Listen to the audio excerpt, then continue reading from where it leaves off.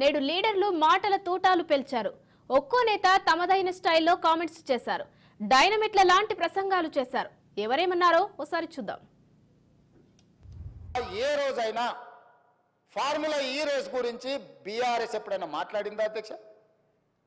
ప్రపంచంలో ఉండే చంద్రమండలంలో ఉండే ధూళి దుమ్ము గురించి అమలాపురం నుంచి అమెరికా వరకు కేటీఆర్ గారు అన్ని విషయాలు మాట్లాడిండు. ట్విట్టర్ పిట్ట రోజు విషయాలను ప్రస్తావించిన ఏ రోజన్నా ఈ ట్విట్టర్ పిట్ట ఈ ఫార్ములా ఈ రేస్ గురించి ఎప్పుడైనా మాట్లాడిండు అధ్యక్ష? ఇవాళ నిన్న సాయంత్రం నుంచి ఎట్టి పరిస్థితుల్లో చర్చ జరగాల్సిందే. ఈ సభను నడవనీయం.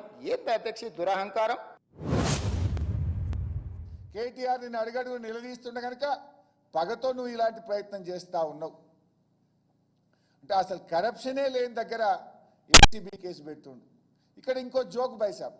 ఏసీబీ కేసులో A1గా కేటీఆర్, A2గా ఒక అధికారిని పెట్టినట్టున్నాడు. అసలు డబ్బులు పోయిన కంపెనీ పేరు ఎందుకు పెట్టలేదు? ఇలా కేటీఆర్కి అయితే సంబంధం లేదు. రాష్ట్ర ప్రభుత్వం HMD అకౌంట్ నుంచి ఆ ఈ ఫార్ములా కంపెనీకి పోయింది. ఆ కంపెనీ మీద ఎందుకు కేసు పెట్టలేదని అడుగుతున్నా. ప్రభుత్వ యంత్రాంగాన్ని అందరికీ చెప్తున్నా, అప్పీల్ చేస్తున్నా, గట్టిగా చెప్తున్నా, no excuse. Standard operation procedures అందరూ ఫాలో కావాల్సిందే. ఎక్కడ ఎట్టి పరిస్థితిలో రీసైక్లింగ్ చేయడం, ఎక్కడ చూసినా ఎవడైనా సరే ఇష్టానుసారంగా ఈ స్మగ్లింగ్ చేస్తే మాత్రం I'm not going to allow. We're very firm. ఈ రకమైనటువంటి సెటిల్మెంట్ల కోసం ఏమైనా ఆలోచన చేస్తున్నారా?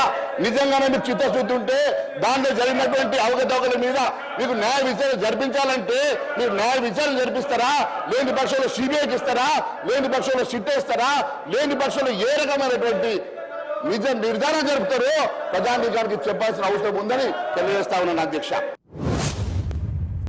ఈ రాష్ట్రంలో 2020 నుంచి ఇప్పటి వరకు జరిగిన ప్రతి ట్రాన్సాక్షన్ కు సంబంధించిన ఆధార్ కార్డు, బ్యాంకు ఖాతా నెంబర్, టెలిఫోన్ నెంబర్, అన్ని వివరాలు ఈ రోజు పూర్తిగా క్రిస్టల్ క్లియర్ గా వాళ్ళ చేతులకు వెళ్ళిపోయి ఇతర దేశాలు, దేశ సరిహద్దులు దాటిపోయి ఇతర దేశాలు, ఆర్థిక నేరాలకు పాల్పడుతున్న దేశాలకు మన రాష్ట్రంలో ఉన్న సంపూర్ణమైన రెవెన్యూ సమాచారం అని తెలిపోయింది అధ్యక్ష.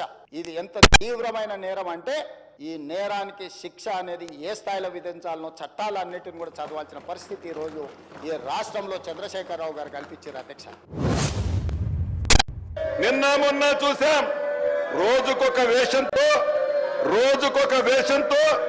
రోజుకొక డ్రామాలు చేస్తూ ఈ సభని అబద్ధాలతో, ఆ 10 సంవత్సరాల అబద్ధాలతో ఎలా అయితే పరిపాలించారో ఇప్పుడు ప్రతిపక్షంలో ఉన్నప్పుడు కూడా అదే రకమైన అబద్ధాలతో జనాలని మళ్లీ మభ్య పెట్టాలని చూస్తున్నారు అధ్యక్ష. నన్ను పని చేసుకునేవాడిని. మీరు నా మీద పడిపోతే రోడ్డు వేసారు. ఇందాక అడుగుతా ఉన్నా, రోడ్డు వేద్దామంటే కనిపించలేరు. మీ అందరూ దండం పెడతాను బాబు, నాకు రోడ్డు చూడండి ఇవ్వండి అంట. లేదంటే అన్న ఇదివరకు సీఎం అయిన వాళ్ళు ఇంకా పోలా, డిప్యూటీ సీఎం గారు సరిపోతాను, ఆనందించాను. అవి కాకుండా నేను అనేది ఏంటంటే యువతకు కానీ, ఆడపడుచులకు కానీ, పెద్దలకు కానీ, నేను వచ్చి మీకు నన్ను పని చేస్తే మీ భవిష్యత్తుకే మంచిది. నన్ను చుట్టుముట్టారనుకోండి, పని చేయాలి కదా.